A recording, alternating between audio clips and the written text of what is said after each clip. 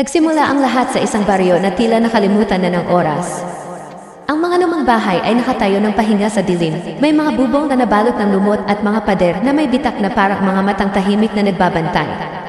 Sa paligid, ang hangin ay malamig at mabahong damo ang amoy, at bawat hakbang sa putik na daan ay may kasamang tunog ng tuyong dahon na nag-iingay sa katahimikan. Ang mga puno ay matataas at makakapal ang sanga, nagtatakip sa liwanag ng buwan, at bawat anino ay tila may sariling buhay. Sa ganitong lugar, isang misteryosong pangyayari ang unti-unting bumabalot sa baryo, isang lihim na matagal nang tinatago at ngayon ay muling sumisilip sa dilim. Ang pangunahing tauhan, si Alon, ay isang binatang taga-roon na lumaki sa baryong ito, ngunit ngayon ay bumalik upang alamin ang mga kwento ng nakaraan. Hindi malinaw kung bakit siya nakaramdam ng kakaibang panghihikayat na bumalik, marahil dahil sa mga kwento ng mga matatanda tungkol sa mga nilalang na lumilipad sa gabi, o marahil dahil sa sariling kuryosidad at pangangahas. Habang siya ay naglalakad sa lumang kalsada, naramdaman niya ang kakaibang presensya. Tila may mga matang nagmamasid mula sa dilim, at bawat paghinga ay sinasabayan ng malamig na hangin na humahaplos sa kanyang lips. Sa baryong ito, maraming alamat ang bumabalot sa katahimikan. Sinasabing may mga nilalang na nagtatago sa gitna ng gabi, mga aswang, na may kakayahang magbago ng anyo at maglakad sa pagitan ng mundo ng tao at ng dilim. Hindi lahat naniniwala sa mga kwentong ito, ngunit ang mga pangyayaring nagaganap tuwing gabi ay mahirap ipaliwanag. Ang mga hayop sa baryo ay natatakot, at madalas ay nawawala ang mga pananim o hayop sa hindi maipaliwanag na paraan. Ang mga matatanda ay nagbababala na huwag maglakad mag-isa sa gabi, ngunit may mga kabataan na matapang, o baka hindi alam ang tunay na panganib na nagtatangkang tuklasin ang misteryo. Si Alon ay nagdala lamang ng isang maliit na lantern at kanyang determinasyon na maunawaan ang katotohanan. Habang siya ay lumalalim sa kagubatan na katabi ng baryo, naramdaman niya ang malamig na simoy na mas matindi sa bawat hakbang. Ang mga sanga ay parang sumasayaw sa hangin, naglalaro ng mga anino sa kanyang harapan, at minsan ay parang may mga mata na sumusunod sa kanya. Hindi malinaw kung ito ay ilusyon lamang ng takot o tunay na nilalang na nakatago sa kadiliman. Ang bawat lumang bahay na kanyang nadaanan ay tila may sariling kwento. Ang ilan ay may mga sirang bintana na parang nakangiti, may mga kurtina na gumagalaw kahit walang hangin, at may mga tunog na niyabag o bulong na umaalingaw sa loob ng katahimikan. Dito nagsisimula ang pakiramdam ni Alon ng kawalan ng kapanatagan. Ang bawat hakbang ay tila nagdadala sa kanya ng mas malapit sa lihim ng baryo, ngunit sabay nito, nararamdaman niyang may nagmamasid na mas matindi kaysa sa hangin at anino. Ang mga alamat tungkol sa aswang ay hindi basta-basta kwento lamang. May mga sinasabing ang mga nilalang na ito ay pumapasok sa mga bahay ng tahimik, nagmamasid at pumipili ng kanilang biktima ng walang sinasabi. Ang ideya na ang sinumang tahimik na sumunod sa kanya sa dilim ay maaaring isang aswang ay nagpapataas ng takot sa bawat tibok ng puso ni Alon. Ngunit, sa kabila ng kaba at pangamba, may kakaibang atraksyon sa misteryo, isang tinig na kuryosidad na mas malakas kaysa sa takot. Habang lumalalim siya sa kagubatan, naramdaman ni Alon ang malamig na hangin na may kasamang kakaibang amoy, halimuyak ng lupa, bulok na dahon, at parang may amoy ng dugo. Ang mga tunog ng kagubatan ay nagiging mas malinaw, mga huni ng kuliglig, kaluskos na mga sanga, at parang mga bulong na hindi niya maunawaan. Tuwing titigilan niya ang paglakad, may tunog na parang may yumuko sa dilim at nagmamasid sa kanya. Ang bawat hakbang ay tila humihila sa kanya palapit sa gitna ng misteryo ng baryo, at unti-unti niyang nararamdaman na may puwersa na mas matanda at mas makapangyarihan kaysa sa kanya. Sa gitna ng dilim, napansin ni Alon ang isang lumang kubo na matagal nang iniiwasan ng mga tao. Ang bubong ay nabalot ng lumot, at ang mga pader ay may mga bitak na naglalabas ng kakaibang liwanag tuwing may buwan sa itaas. Habang papalapit siya, naramdaman niya ang kakaibang presensya, tila may nagbabantay sa kubo. Ang kanyang puso ay mabilis na tumibok, at ang kanyang isip ay naglalaban-laban sa pagitan ng takot at kuryosidad. Ang bawat hakbang patungo sa kubo ay tila may sariling kahulugan, parang hinihikayat siya ng mga anino na tuklasin ang nakatago. At sa sandaling iyon, bago pa niya mabuksan ang pintuan, may narinig siyang tinig, mahina, malamig, at parang nagmumula sa loob ng kubo. Isang bulong na walang laman, ngunit puno ng pangako ng misteryo. Ang tinig ay nagparamdam ng panganib, ngunit mas matindi ang pag-usisa ni Alon na malaman kung ano ang naghihintay sa loob. Sa pagtatapos ng gabing iyon, nanatili ang kubo sa katahimikan, ngunit may mga lihim na unti-unting bumabalot sa dilim, nag-aanyaya sa sinumang may tapang na tuklasin. Ano kaya ang naghihintay kay Alon sa loob ng kubo? Isang nilalang na nagtatago sa kadiliman o isang lihim na matagal ng kinikimkim ng baryo? Ang sagot ay hindi pa nalalaman at ang misteryo ay nananatili sa gabi. Hinihintay ang sinumang matapang na tuklasin ang katotohanan sa likod ng mga anino. Matapos marinig ang bulong mula sa loob ng lumang kubo, hindi agad nakagalaw si Alon. Ang lamig sa kanyang liig ay tila humahaplos sa kanya at ang bawat paghinga ay nagmumula sa dibdib na puno ng kaba. Ang paligid ay napakatahimik, ngunit may kakaibang presensya sa hangin, isang pakiramdam na may nakamasid, may nagbabantay sa bawat kilos niya. Sa baryong ito, ang gabi ay tila may sariling buhay, isang nilalang na tahimik, ngunit may malakas na impluensya sa bawat hakbang. Habang lumalapit siya sa pinto ng kubo, napansin ni Alon ang mga bakas sa lupa, mga marka na hindi mula sa sapatos o paa ng tao. Ang mga ito ay kakaiba, paikot-ikot at parang sinusundan ang bawat kilos niya. Sa bawat hakbang, tila may naglalaro sa kanyang paningin, mga anino na parang humahakbang sa tabi niya, ngunit sa tuwing titingin siya ng diretsyo, wala namang tao.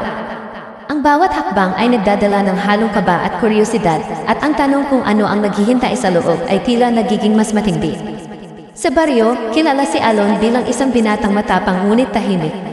Lumaki siya sa mga kwento ng mga matatanda, mga kwentong tungkol sa mga nilalang na naglilipana sa gabi, mga aswang na nagbabago ng anyo at naglalakad sa gitna ng kadiliman. Hindi lahat naniniwala sa mga kwento, ngunit may ilang pangyayari na hindi maipaliwanag. Sinasabing may mga nilalang na nagtatago sa mga silong at lumilipad sa mga bubong, at may mga araw na nawawala ang mga alagang hayop o pananim na walang paliwanag.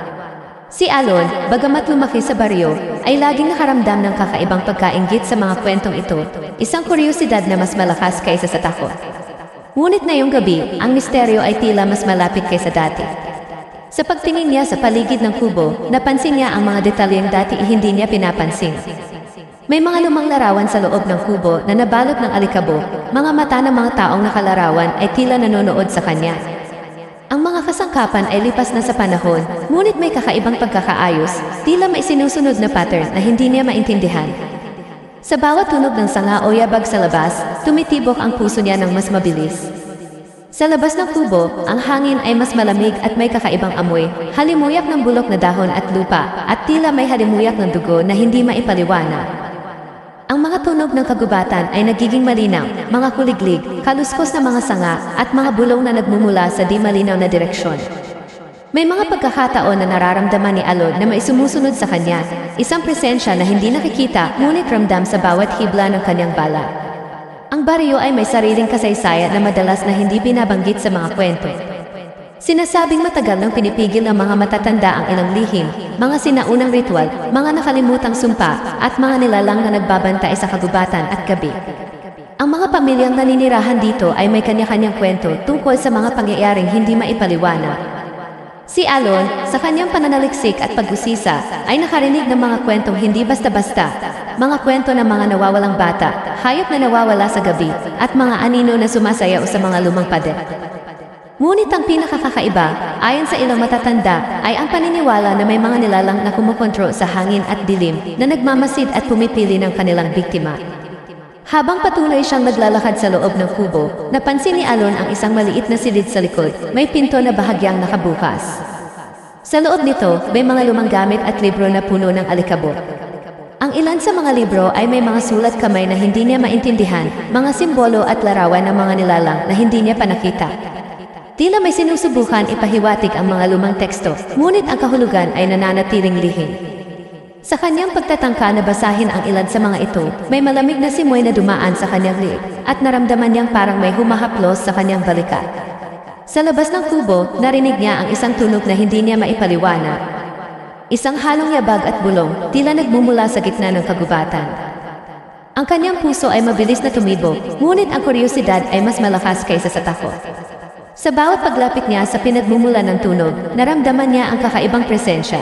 Tila may nagbabantay, may nagmamasid, at may nag-aanyaya sa kanya na tuklasin ang misteryo. Ang mga oras ay tila tumigil habang siya ay naroroon, at bawat galaw ay nagiging mas mabigat. Ang hangin, ang tunog, ang amoy, at ang mga anino ay nagiging bahagi ng isang malakas na damdamin ng hindi maipaliwanag na panganib. May mga sandali na nananatili siyang nakatingin sa dilim, nagtataka kung ano ang magaganap, at may mga sandali rin na gusto niyang tumakbo.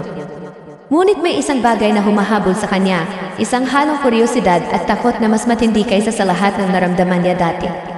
Sa bawat hakbang patungo sa labas, naramdaman niya ang kakaibang presensya na tila sumusunod sa kanya kahit na wala siyang nakikitang tao. Ang hangin ay nagdadala ng mga bulong, mga salita na hindi malinaw ngunit puno ng babala. Ang mga sanga ng puno ay parang humihila sa kanya palayo sa kubo, at sa bawat paglingon niya, may mga anino na tila sumusunod sa kanya sa dilim.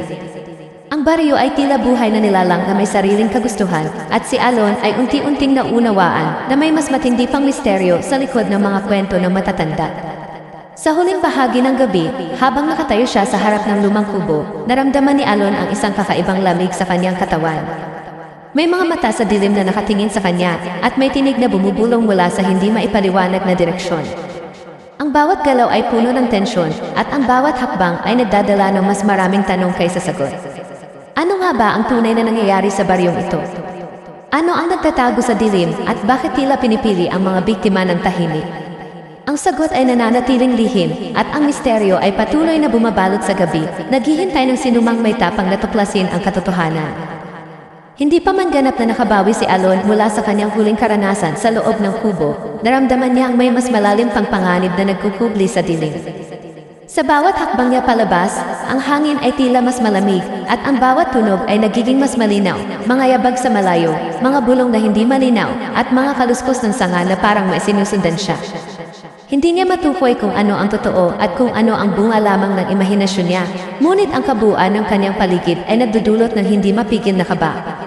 Habang tumatawid siya sa bakanting plaza ng baryo, napansin niya ang ilang ilaw sa lumang simbahan. Ngunit ang simbahan mismo ay tila abandona na, may mga pintong bahagyang nakabukas at mga bintanang nabalot ng alikabok at lumang kortina. Ang mga anino sa loob ay nagiging parang mga tao na naglalakad sa dilim, ngunit tuwing titingnan niya ng diretsyo, wala namang tao.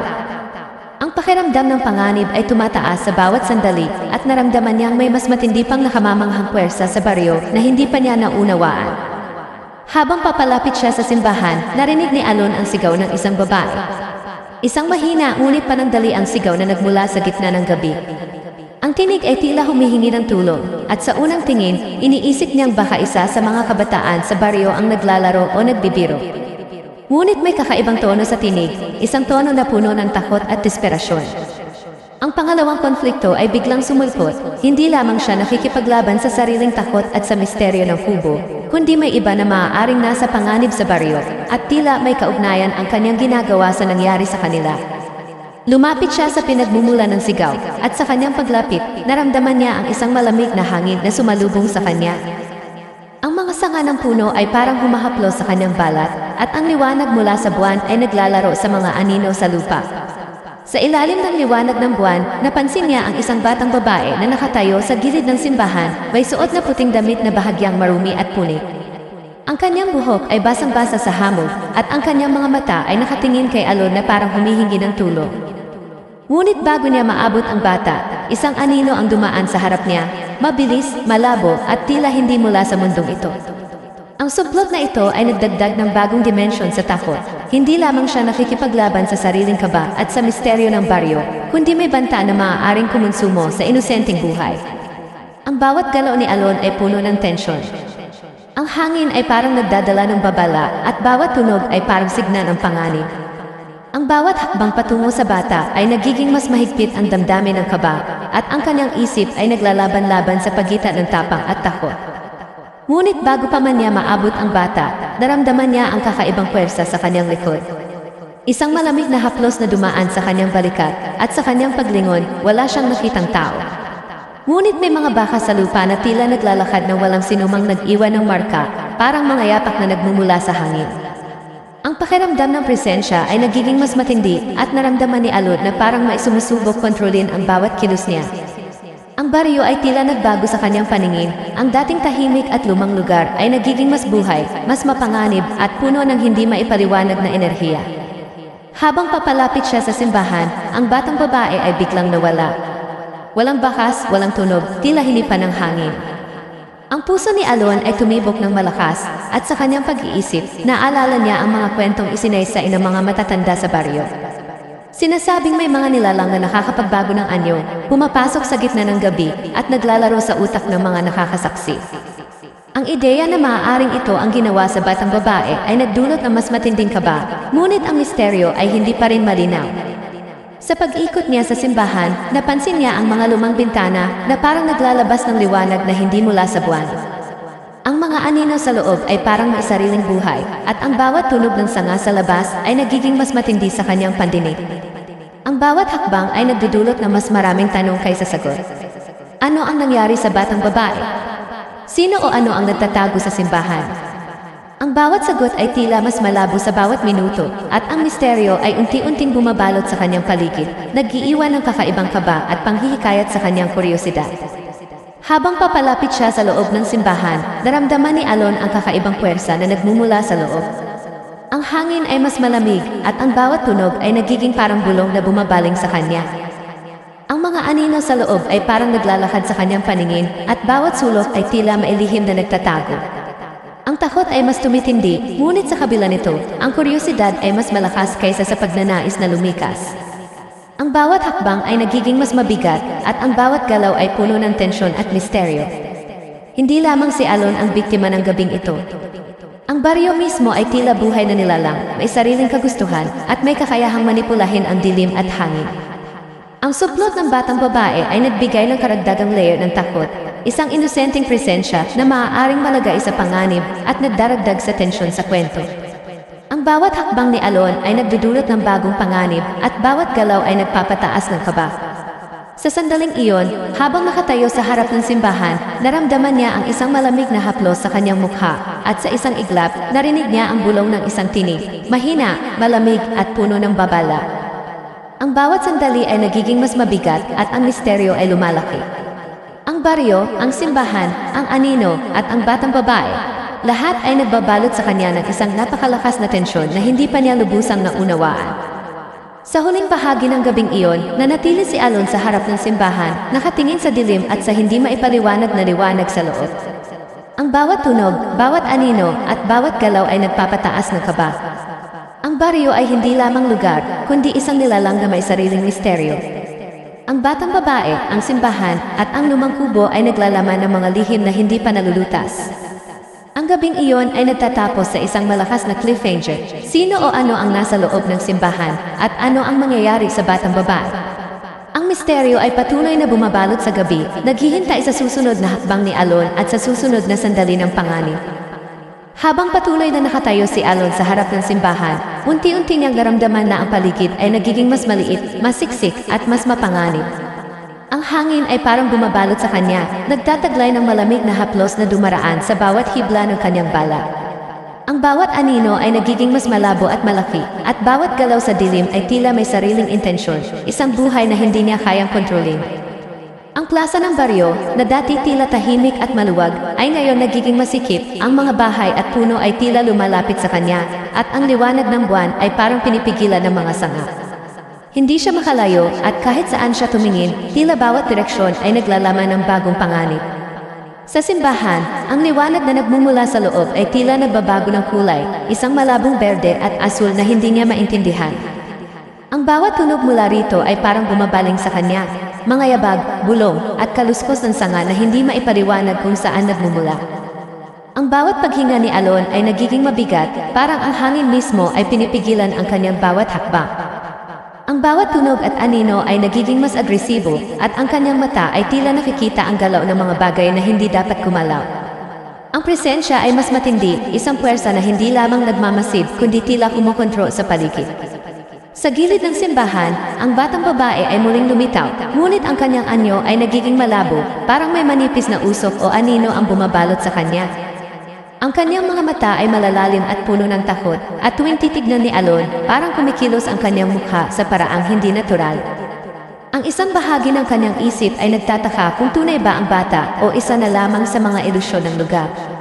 Bawat hakbang na kanyang ginawa upang lapitan ang bata ay napipigilan ng malamig at bigla ang puwersa, parang may invisible barrier na humihila sa kanya palayo. Habang siya ay lumalapit sa pinto ng simbahan, naramdaman ni Alon ang matinding presensya sa loob. Ang mga dingding ay tila humihinga, bumabaluktot sa kanyang paningin, at ang bawat anino sa loob ay nagiging mas malinaw. Mga aninong may mukha, may galaw, at tila Nakatingin ng diretso sa kanya. Ang bawat tunog ng kanyang sariling hakbang ay lumalakas, at ang bawat yabag ng sanga sa labas ay nagiging parang yabag ng mga nilalang na nakapaligid sa kanya. Ang simbahan ay hindi lamang estruktura, ito ay nagiging sentro ng enerhiya na puno ng panganib at misteryo. Hindi lamang ang simbahan ang nagdadala ng kaba. Ang buong baryo ay tila nagbago sa kanya, mga lumang bahay ay parang naglalabas ng sariling liwanag at anino, ang mga puno ay nagiging parang humahawak sa kanya sa bawat sanga, at ang plaza ay tila walang hanggan, walang kinalalagyan, walang mapagpapahingahan. Kahit ang bata sa gilid ay hindi niya maabot, parang isang simbolo ng misteryo na patuloy na nag-aanyaya sa kanya, ngunit hindi pinapayagan na lumapit. Ang bawat hakbang niya ay nagiging mas mabigat, mas delikado, at mas nakakabaliw ang pakiramdam ng kalaban sa paligid. Biglang may narinig siyang tunog, isang halong yabag at bulong na nagmumula sa simbahan. Hindi ito katulad ng dati niyang narinig sa baryo, mas malakas, mas agresibo, at puno ng intensyon. Ang bawat hibla ng kanyang balat ay namumuo sa kaba, at ang kanyang puso ay tila gusto ng tumakas mula sa dibdib. Ang hangin ay nagdadala ng kakaibang amoy, halimuyak ng bulok na kahoy, lumang papel, at isang matinding amoy na hindi niya maipaliwanag. Ang bawat paghinga ay nagiging mahirap, at bawat hakbang ay nagiging tila laban sa puwersa na humahadlang sa kanya. Sa labas ng simbahan, naramdaman ni Alon na parang ang dilim mismo ay may anyo. Ang bawat anino sa paligid ay kumikilos na parang may sariling buhay. Ang mga sanga ng puno ay parang humahaplos sa kanya sa paraang hindi niya maiwasan, at ang bawat tunog ng hangin ay tila may mga tinig na nagbubulong sa kanya. Ang bawat direksyon ay puno ng panganib, walang lugar na matatakbuhan, walang sulok na ligtas. Ang baryo, na dati pamilyar sa kanya, ay nagiging isang labirint ng misteryo at takot, na tila nakalaan para subukan ang kanyang tapang at katatagan. Ang batang babae ay naglalakad ng dahan-dahan patungo sa simbahan, ngunit sa bawat galaw niya, ang anyo niya ay nagiging mas malabo, parang isang hologram ng takot at kawalan ng katiyakan. Ang kanyang mga mata ay parang nakikita ang mga bagay na hindi kayang makita ni Alon, at ang kanyang galaw ay tila sinasabay sa ritmo ng lugar. Sa bawat hakbang ni Alon na lapit sa simbahan, nararamdaman niyang parang may invisible force na humihila sa kanya palayo. Ang tensyon ay nagiging labis, ang takot ay lumalakas sa bawat sandali. Sa loob ng simbahan, may naramdaman siyang presensya na mas malakas kaysa sa anumang kanyang naranasan. Ang bawat sulok ay parang may buhay, may enerhiyang nagmamasid, nagtatago, at naghihintay sa tamang sandali. Ang liwanag na pumapasok sa bintana ay nagiging parang spotlight, na nagpapakita ng malabong anyo ng mga nilalang sa loob, mga aninong may mga mata, may galaw, at tila naghihintay sa kanya.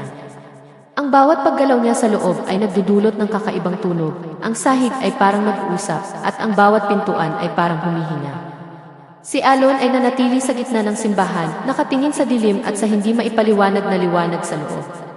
Ang kanyang isip ay puno ng tanong, sino o ano ang bata? Sino o ano ang nasa loob ng simbahan? At ano ang misteryo sa baryo na ito? Ang bawat sagot ay lumalayo sa kanya, at ang bawat hakbang ay nagiging mas delikado. Ang kanyang puso ay mabilis na tumibok, at ang bawat galaw ng kanyang katawan ay puno ng kaba at tensyon. Ang baryo, ang simbahan, ang bata, at ang mga anino ay nagbabalot sa kanya ng isang presensya na mas matindi kaysa sa hangin at dilim, isang paranormal na puwersa na hindi pa niya lubusang naunawaan. Sa huling bahagi ng gabi, habang nakatayo siya sa harap ng altar, naramdaman ni Alon ang isang matinding haplos sa kanyang balikat. Ang bawat tunog, bawat anino, bawat galaw ng bata at ng simbahan ay nagpapataas ng kaba. Ang presensya ay tila nakatigil sa kanya sa bawat sandali, walang matatakbuhan, walang matataguan. Ang misteryo ay lumalaki, ang takot ay tumataas, at ang bawat segundo ay nagiging mas mahaba kaysa sa huling sandali. Ang cliffhanger ay malinaw, sino o ano ang nagmamasid sa kanya, at ano ang susunod na mangyayari sa baryo at sa batang babae. Ang lahat ay nananatiling lihim, naghihintay ng susunod na hakbang ni Alon, habang ang gabi ay nagbabalot sa kanya ng walang katapusan. Habang nakatayo si Alon sa gitna ng simbahan, hawak ang maliit na lantern, unti-unti niyang naramdaman ang bigat ng sitwasyon. Ang bawat tunog sa paligid, mga yabag, bulong, at kaluskos, ay parang lumalapit sa kanya, at ang liwanag mula sa lantern ay tila nagiging mas mahina sa bawat segundo. Ang batang babae ay nakatayo sa gilid, ngunit ngayon ay mas malinaw na hindi siya ganap na tao. Ang kanyang anyo ay parang nababalot ng manipis na usok at ang kanyang mga mata ay naglalabas ng kakaibang liwanag na hindi makatuwiran. Parang nakikita niya ang mga bagay na hindi dapat makita ng sinuman at ang presensya nito ay pumipigil kay Alon na kumilos ng normal. Sa isang iglap, may naramdaman siyang haplos sa kanyang likod, mas malakas kaysa sa lahat ng naramdaman niya dati. Ang bawat hibla ng kanyang balat ay nagiging sensitibo sa malamig at ang bawat tunog ay nagiging parang direktang babala. Nang lumingon siya, nakita niyang ang simbahan ay nagbago sa kanyang paningin, ang mga dingding ay tila lumalapit, ang mga haligi ay parang humihinga, at ang bawat anino ay mas malinaw, mas matindi, at parang may sariling galaw. Ang buong lugar ay nagiging parang labirinto na walang katapusan, at si Alon ay naramdaman niyang wala nang matatakbuhan. Sa kabila ng lahat, ang batang babae ay lumapit sa kanya, at sa kanyang paglapit, isang napakagulat na revelasyon ang lumabas. Ang bata ay hindi lamang inosente, sa isang iglap, ang kanyang mukha ay nagbago at lumitaw ang anyo ng isang matanda, isang tao na kilala sa baryo, na matagal nang itinuturing na nawawala. Ang mukha ay may kakaibang ngiti at matalim na mata, at biglang naunawaan ni Alon ang isang nakakakilabot na katotohanan. Ang baryo ay puno ng mga lihim na nagtatago sa likod ng mga mukha ng mga kilala niyang tao. Ang bawat nakikita niya ay maaaring hindi ganoon katotohanan, at ang bawat galaw ay may kahulugan na hindi niya maintindihan. Ang presensya sa simbahan ay lumalakas, at si Alon ay naramdaman na parang ang lugar mismo ay kumukupot sa kanya. Walang pintuan na matatakbuhan, walang bintanang bukas, at kahit ang hangin ay tila may sariling anyo na pumipigil sa kanya na lumabas. Ang kanyang puso ay mabilis na tumibok, at ang bawat hakbang ay nagiging mas mabigat. Ano ang gagawin mo kung ikaw ang nasa ganitong sitwasyon? Ang tanong na ito ay pumapasok sa isipan ng sinumang nanonood, kung paano haharapin ang isang presensya na hindi mo maipaliwanag at tila kontrolado ang bawat galaw mo. Sa isang sandali, naramdaman ni Alon na ang simbahan ay nagiging parang entablado ng nakaraan at hinaharap. Ang bawat larawan sa dingding, bawat altar, at bawat lumang kasangkapan ay naglalabas ng kakaibang enerhiya. Ang batang babae, o sino man ito, ay naglalabas ng bulong na hindi niya maintindihan, at ang mga salita ay tila nagbubuo ng isang kwento na matagal nang itinago ng baryo. Ang isang matandang kwentista na minsang nagbunyag ng mga lihim ay muli siyang lumitaw sa kanyang isip. Sinasabi niyang may sumpa ang baryo, at ang mga nilalang sa gabi ay hindi basta-basta aswang lamang, kundi espiritu ng mga nagdaang henerasyon na hindi mapakali. Habang sinusubukan niyang tumakbo o lumikha ng espasyo, napansin ni Alon ang mga anino na parang dumadaan sa kanya at sa batang babae ng sabay. Ang bawat isa ay may sariling galaw, sariling intensyon, at tila kumikilos sa ritmo ng baryo. Ang bawat hakbang ni Alon ay nagiging mas delikado, at ang bawat galaw ng kanyang katawan ay kontrolado ng presensya sa paligid. Ang kabuuang sitwasyon ay nagpaparamdam sa kanya na siya ay lubos na walang magawa, parang nakulong sa isang eksena na hindi niya naiintindihan. Ngunit hindi lamang ito ang twist. Habang nakatitig siya sa simbahan, ay narinig siyang tunog ng halakhak, isang tunog na pamilyar ngunit malamig. Ang tinig ay nagmula sa labas ng kanyang alaala, at biglang naunawaan ni Alon ang nakakakilabot na impormasyon. Ang baryo ay hindi lamang puno ng nakaraan, ito rin ay nagre-replay ng mga nakaraan ng mga tao sa loob nito. Ang bawat nilalang, bawat bata, bawat adulto ay maaaring maging instrumento ng lumang sumpa o misteryo na hindi pa niya lubusang naiintindihan. Sa bawat sandali, ang kanyang kuryosidad ay nagiging banta sa kanyang buhay. Ang batang babae ay tumingin sa kanya at nagbago muli ang anyo. Muli siyang bata, ngunit ang kanyang mga mata ay puno ng kakaibang liwanag. Ang bawat galaw niya ay tila may kahulugan at ang bawat kilos ni Alon ay sinusubaybayan. Sa ganitong punto, ang tanong ay malinaw, sa tingin mo ba makakaligtas ang pangunahing tauhan? Ang suspense ay hindi lamang nakabatay sa kung ano ang gagawin niya, kundi sa kabuuang kapangyarihan ng baryo at kung paano niya haharapin ang presensya na mas matindi kaysa sa lahat ng kanyang naramdaman. Ang bawat segundo ay nagiging mas mabigat at ang bawat galaw ay nagiging mas delikado. Ang simbahan, ang baryo, ang bata at ang anino ay bumabalot sa kanya ng isang enerhiya na halos hindi niya matibag. Ang bawat tunog ng hangin, bawat kaluskos ng sanga, at bawat liwanag sa paligid ay nagiging parang babala. Ang kabuuang kapaligiran ay nagiging parang buhay na nilalang, at si Alon ay parang nasa loob ng isang eksena na patuloy na nagbabago, puno ng misteryo, takot, at kakaibang presensya. Sa huling bahagi ng gabi, habang nakatayo siya sa gitna ng simbahan, hawak ang lantern na unti-unting naubos ang liwanag, naramdaman ni Alon ang isang huling haplos sa kanyang balikat. Ang bawat tunog, bawat anino, bawat galaw ng bata at ng simbahan ay nagpapataas ng kaba. Ang presensya ay tila nakatigil sa kanya sa bawat sandali, walang matatakbuhan, walang matataguan. Ang misteryo ay Tumalaki, ang takot ay tumataas, at ang bawat segundo ay nagiging mas mahaba kaysa sa huling sandali. Ano ang gagawin mo kung ikaw ang nasa ganitong sitwasyon? Paano mo haharapin ang isang presensya na kontrolado ang bawat galaw mo at paano ka makakahanap ng paraan palabas? Sa bawat tanong na ito, ang suspense ay nagpapatuloy at ang hindi inaasahang twist ay nagpapalalim sa misteryo ng baryo. Ang gabi ay nagtatapos sa isang matinding cliffhanger. Sino ba talaga ang batang babae? Ano ang relasyon niya sa lumang sumpa? At paano makakaligtas si Alon sa labirintong ito ng paranormals at lihim? Si Alon ay nanatiling nakatayo sa gitna ng simbahan. Ang liwanag ng lantern ay halos naubos at ang paligid ay nagiging parang isang buhay na nilalang na humihinga at sumusubaybay sa bawat kilos niya. Ang mga anino ay kumikilos sa isang ritmong hindi niya maintindihan at bawat galaw niya ay sinusundan ng mga matang puno ng misteryo. Ang batang babae, o sino man siya, ay nakatayo sa harap niya. Ang kanyang mga mata ay naglalabas ng kakaibang liwanag at sa bawat salita at bulong ay parang nagbubuo ng sumpa o lihim na matagal nang itinatago ng baryo.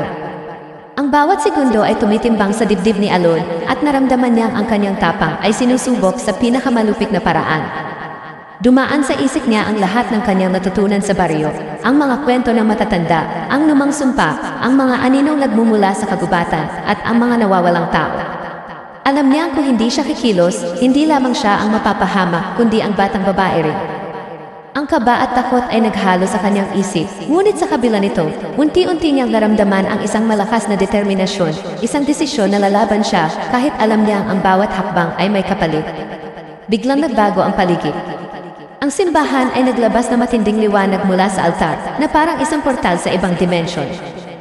Ang mga anino ay nag-iba ang hugis, naging humanoid pero may halong nakakatakot na anyo, at ang bawat galaw ng bata ay nagiging parang pag-aanyaya sa kanya na pumasok sa isang lugar na hindi dapat pasukin. Si Alon ay tumayo, huminga ng malalim at nagdesisyon na lumapit sa bata. Sa bawat hakbang, naramdaman niyang may mga kamay na parang humahablot sa kanya mula sa dilim, ngunit ang determinasyon niya ay mas malakas kaysa sa takot. Nang maabot niya ang bata, biglang lumitaw ang kanyang mukha, at ito ay hindi lamang ang batang babae o ang matanda sa nakaraang twist. Isang anyo ng kanyang sariling ina ang nagpakita sa kanya. Ang babaeng matagal nang namatay, ngunit laging sinasabi sa kanya na mailihim sa baryo. Ang presensya ay humigop sa kanya ng emosyon at kaba. Si Alon ay hindi nakapaniwala sa kanyang nakikita. Ang ina niya, ang batang babae, at ang lumang anino ay naghalo sa isang pangitain na halos hindi niya kayang tanggapin. Sa puntong iyon, ang kabuuan ng kanyang tapang at desperasyon ay natest sa pinakamataas na antas. Ang mga anino ay sumugod sa kanya at sa bawat hakbang ni Alon ay nagiging laban sa hindi nakikitang puwersa. Tumalan siya sa isang lumang altar. Iniiwasan ang mga kamay na humahablot sa kanya at ang bawat tunog ng kanyang yabag ay nagiging parang alarma sa paligid. Ang bawat galaw ay puno ng adrenaline, bawat hininga ay punong-puno ng tensyon, at ang bawat hakbang ay nagdudulot ng pakiramdam na ang oras ay tumigil at ang bawat segundo ay nagiging walang hanggan. Sa isang iglap, naramdaman ni Alon ang presensya ng ina niya na parang humihimok sa kanya. Ang batang babae ay tumingin sa kanya at ang kanyang liwanag sa mata ay parang nagbigay ng clue, isang paraan upang makalabas mula sa paranormally charged na simbahan. Nang maunawaan ni Alon ang senyas, gumawa siya ng desisyon, haharapin niya ang mga anino sa harap niya at hindi lamang tatakas. Tumakbo siya patungo sa altar, hinarap ang bawat humanoid shadow na sumugod sa kanya at sa bawat hakbang ay ipinapakita ang kanyang desperasyon at tapang. Habang siya ay nakikipaglaban sa presensya, ang simbahan ay parang umuugoy, ang mga dingding ay kumikilos, at ang bawat liwanag ay nagiging mas matindi. Ang kanyang puso ay tila pumutok sa dibdib, ngunit sa kabila ng lahat, nakahanap siya ng maliit na pinto sa likod ng altar, isang lumang pinto na dati hindi niya napansin. Ang pinto ay naglalabas ng liwanag, at ang presensya sa simbahan ay parang nagulat sa kanyang matapang na hakbang. Ang bawat segundo ay nagiging mas kritikal. Kung hindi siya makakapasok sa pinto, baka siya ay tuluyang mawala sa labirintong ito ng misteryo.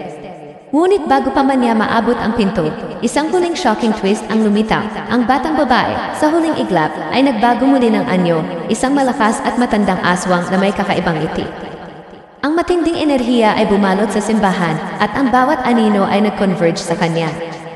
Ang tanong sa isip ng audience ay malinaw, ano ang gagawin mo kung ikaw ang nasa ganitong sitwasyon? Paano haharapin ang nilalang na dati mong inisip na inosente, ngunit ngayon ay naglalabas ng tunay na panganib? Si Alon ay nanatiling nakatayo sa harap ng pinto, huminga ng malalim at pinilit ilagay ang lahat ng tapang sa bawat galaw. Tumalon siya at pumasok sa liwanag at sa sandaling iyon, parang nag-explode ang simbahan sa isang halo ng anino at liwanag. Ang pinto ay nagsarado sa likod niya at sa labas, ang baryo ay tahimik muli, ngunit may kakaibang presensya pa rin sa paligid, isang babala na hindi pa tapos ang misteryo. Ang kanyang puso ay mabilis pa rin, ngunit nakaramdam siya ng kaunting ginhawa. Sa huling eksena, habang nakatayo siya sa labas ng simbahan, nakakita siya ng liwanag mula sa lumang kubo at ang mga anino ay nagbabalik sa lugar na hindi niya maintindihan. Ang kanyang isip ay puno ng tanong, ligtas na ba siya? Ano ang susunod na mangyayari? Ang baryo ay patuloy na nagtatago ng mga lihim at ang batang babae aswang ay maaaring bumalik anumang oras. Ang audience ay naiwan sa matinding curiosity at suspense, iniwan sa mga tanong na hindi pa nasasagot. Sa tingin mo ba makakaligtas si Alon sa huling hamon ng baryo? Ano ang tunay na misteryo sa likod ng simbahan at ng batang babae? Matapos makalabas si Alon mula sa simbahan, ang hangin sa labas ay malamig ngunit tahimik at ang baryo ay tila nagbago, ang mga anino ay naglaho, ang mga sanga ng puno ay bumalik sa dati nilang anyo, at ang liwanag ng buwan ay unti-unting bumalik sa normal. Ngunit si Alon mismo ay hindi na normal. Ang bawat hakbang niya ay mabigat at bawat paghinga ay may kasamang alaala ng mga nakaraang kaganapan, ang batang babae, ang lumang aswang, at ang mga humanoid shadow na humahadlang sa kanya sa simbahan. Ang kanyang isip ay puno ng mga tanong at pangamba at kahit na nakalabas na siya, naramdaman niyang may bahaging-bahagi ng baryo na nanatili sa kanya, hindi na mawawala. Habang naglalakad siya patungo sa lumang kubo sa gilid ng baryo, naaalala niya ang lahat ng kwentong isinaysay ng matatanda, ang mga lihim, ang sumpa, at ang misteryo na bumabalot sa lugar. Naiintindihan niya na ang baryo ay hindi basta-basta lugar lamang. Ito ay isang entablado ng nakaraan, kasalukuyan, at isang puwersa na hindi kayang kontrolin ng isang tao lamang. Ang batang babae, na sa huling twist ay nagbago sa anyo ng isang matanda aswang, ay tila simbolo ng parehong panganib at babala. Ang kanyang imahe ay nanatiling malinaw sa isip ni Alon, isang paalala na hindi lahat ng bagay ay ayon sa nakikita. Sa lumang kubo, nakatayo siya sa harap ng pinto, tumingin sa paligid, at napansin ang mga bangkas na nakaraang mga pangyayari, ang mga yapak, alat ng lumang debris, at mga simbolo sa dingding na parang nagbibigay ng pahiwatig sa mga nangyari. Dito niya naunawaan ang isa pang mahalagang detalye, ang baryo ay may sariling buhay at may kakayahang tuklasin ang mga lihim ng bawat taong pumasok dito. Ang bawat kilos, bawat galaw, at bawat emosyon ay nag-iiwan ng bakas na maaaring manipulahin ng lugar. Ang twist na ito ay nagpakita kay Alon na kahit nakalabas siya, ang baryo ay patuloy na nagmamasid sa kanya. Habang siya ay nag-ikot, napansin niya ang batang babae sa malayo, nakatingin sa kanya mula sa gilid ng plaza, ngunit sa pagkakataong ito, ang anyo niya ay ganap na bata at inosente. Ang mga mata ay naglalabas ng liwanag, ngunit hindi na nakakatakot. Si Alon ay nakaramdam ng magkahalong ginhawa at kaba, tila na ipakita sa kanya ang posibilidad ng kaligtasan, ngunit pinapaalala rin ang panganib. Ang tanong sa isip ng manonood ay malinaw, ano ang susunod na mangyayari sa batang babae? Ano ang tunay na layunin ng kanyang presensya sa baryo? Lumakad si Alon palabas ng baryo, bawat hakbang ay mas mabigat sa emosyon kaysa sa pisikal. Ang alaala ng simbahan, ng mga anino, at ng nakaraang twist ay patuloy na nagtatago sa kanyang isip at naramdaman niya ang epekto ng lahat ng pangyayari sa kanyang pagkatao. Siya ay hindi na parehong tao. Ang karanasan ay nag-iwan sa kanya ng malalim na kaba, kamalayan sa misteryo, at isang pakiramdam na hindi niya maipaliwanag. Ang bawat tanong ay nagiging paalala ng takot, ngunit sa kabila nito, siya ay nakaligtas, ngunit sa presyo ng kanyang katahimikan at kapayapaan. Sa isang sandali, habang nakatingin siya sa likod ng baryo, bago tuluyang umalis, naramdaman ni Alon ang isang bahagyang pag-ikot sa hangin, isang malamig na haplos sa kanyang balikat. Tumalikod siya, ngunit wala ng anino, wala ng liwanag, wala ng tunog, tila tahimik na ang baryo. Ngunit ang pakiramdam ng presensya ay nanatili, at ang kanyang isip ay patuloy na nagtataka, maaari bang ganap na makaligtas ang sinuman sa baryo? Maaari bang matapos ang sumpa o misteryo na bumabalot sa lugar? Habang naglalakad palayo, biglang may napansin siyang maliit na anino sa dulo ng plaza. parang isang tao, ngunit napakadilim at mahina ang outline. Ang tanong sa isip ng audience ay muling lumitaw, sa tingin mo ba makikita muli ni Alon ang batang babae o ang aswa? Ano ang gagawin mo kung ikaw ang nasa ganitong sitwasyon? Ang mga tanong na ito ay iniwan sa isip ng manonood, nag-udyok ng pakikipagkomento, diskusyon at pagpapalagay sa susunod na mangyayari. Paglapit niya sa gilid ng kagubatan, naramdaman niya ang isang huling kakaibang tunog, isang halong bulong at halakhak mula sa direksyon ng baryo. Hindi niya alam kung ito ay alaala ng nakaraan, presensya ng lugar, o ang batang babae aswang mismo na nagbabantay sa kanya. Ang eksena ay nagtatapos sa isang haunting pause. Tahimik ang paligid, ngunit ang bawat tanong ay nanatiling bukas at ang audience ay iniwan sa matinding suspense at curiosity. Ang gabi ay dumaan, ngunit ang alaala ng mga pangyayari ay hindi mawawala sa isip ni Alon. Ang kanyang mga mata ay nakatingin sa buwan, ang kanyang isip ay puno ng tanong, at ang kanyang puso ay patuloy na tumitibok sa kaba. Ang resolusyon ay nagpakita ng kaligtasan, ngunit ang baryo at ang misteryo nito ay nanatiling buo, isang paalala na ang takot ay maaaring hindi matapos at ang bawat hakbang sa dilim ay puno ng hindi inaasahang twist. Sa huling eksena, bago tuluyang maglakad si Alon palayo, may nakita siyang malabong silweta ng batang babae sa itaas ng isang lumang puno sa baryo. Tumango siya ng dahan-dahan at ang bata ay tumingin sa kanya bago mawala sa dilim. Ang audience ay iniwan sa suspense, nakaligtas si Alon, ngunit ang baryo at ang mga nilalang nito ay patuloy na naroroon. Ang tanong sa isip ng viewers ay malinaw, ano ang susunod na mangyayari? Gusto mo ba ng sequel? Ano sa tingin mo ang tunay na misteryo ng baryo? Ang huling eksena ay nananatiling nakakakilabot, nag-iiwan ng marka sa isip at hinihikayat ang interaksyon ng viewers.